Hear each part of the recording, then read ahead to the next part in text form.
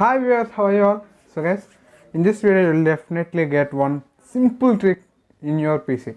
So everyone knows about how can we use the emojis in our mobiles, but how many members know about these emojis are using in our computer or laptop? So many people. So many people are asking me how can we do this. So in this video you will get that information. Let's go to our computer now. Social networks, understand?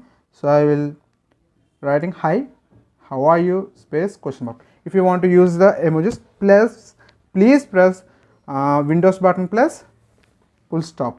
Please hold these two buttons to get the emojis in your PC or laptop. So guys, don't forget the key, that is please hold the Windows and full stop buttons. If you want to copy, cut, what are the shortcut keys?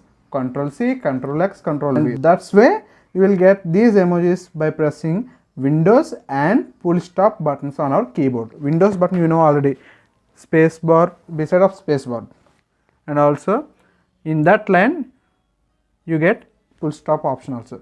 By using these two options you will get emojis. If you like the video, then please like this video, and so if you want to like these tricks and tips, please subscribe our YouTube channel and click on the notification bell to get my videos as your notifications.